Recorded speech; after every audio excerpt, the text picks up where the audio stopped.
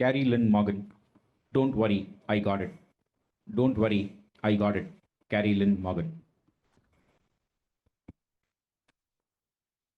I have a problem. I have 25 chickens, 5 ducks, 2 bunnies, and a big dog. But that's not my problem. Properly caring for all of these animals requires a well-choreographed dance of opening and closing gates, filling bowls, throwing hay, and moving more excrement than anyone can imagine from one place to another. My social calendar runs on chicken time, and I haven't been on a vacation in years. But that's not my problem. A year ago, I had surgery on my foot. The doctor told me it would be a very easy 3-week recovery as long as I didn't walk, didn't drive, and didn't chase the chickens around.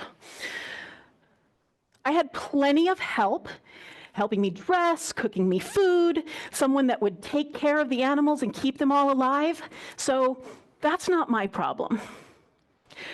But 1 week into my recovery, I had enough of sitting on the couch, and I had watched absolutely everything on Netflix.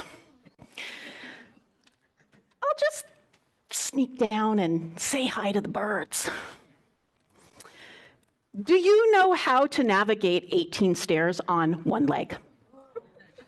There are a few options. You can go forward, you can go backward, or you can go on your backside. 20 minutes later, I found myself sweating, out of breath, having scooted down the stairs, hopped along the side of the house, and not so elegantly slid down the hill to the chicken coop. But that's not my problem either, because my birds were just as happy to see me as I was to see them. Hi, Edwina. Hi, Jalapeno. Oh, hello, Hamish. Let me get you some water. I reached over, picked up the hose. Water sprayed, chickens ran, and there was suddenly mud everywhere. Now, my boyfriend was standing 2 feet away. He said,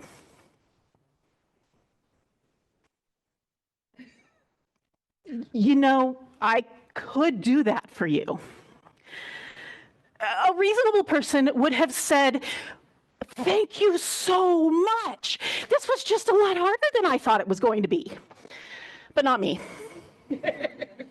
No, I stood there, sort of, looked him straight in the eye, and said, "Don't worry, I got it."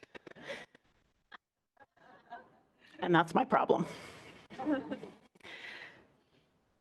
I said it would be an easy 3-week recovery, but thanks to my illicit trips to the chicken coop and some mud, and my obstinate inability to recognize that I just don't heal the same way as I did at 25. That easy 3-week recovery turned into a very complicated 8-week recovery that almost landed me in the hospital. Back on the couch, I had plenty of time for self-reflection and journal writing. Prompts such as, how did I get here? Why is it so hard for me to ask for help? And most importantly, what do I do about it?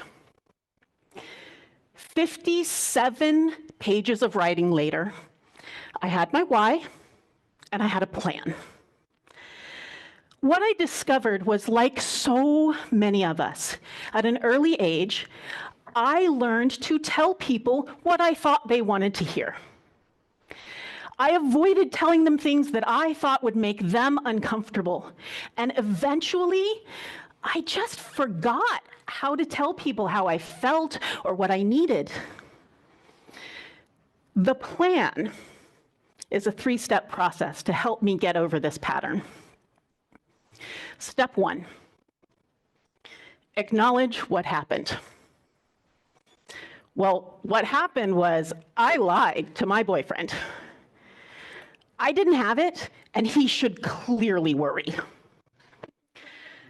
Step 2, acknowledge the truth. The truth is, I needed to prove to him that I, on one leg, am more capable than he is.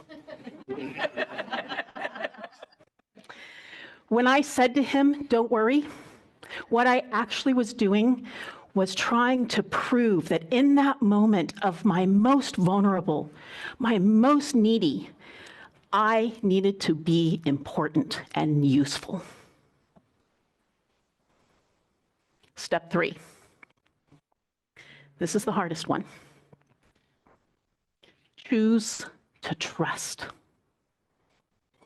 I have to choose to trust that people want to do their best. I have to choose to trust that they want to help me, that they care about me, and that they care about the things that are important to me. I have to choose to trust that I can handle whatever comes my way, and I have to choose to trust that I am worthy. I've worked a lot on this over the last 6 months, and I can tell you, I'm so much better at catching those little lies. The truth is, I know there are tons of people out there that would love to take care of my animals. And I choose to trust that I deserve a vacation. Anybody want to come chicken sit? Mr. Toastmaster.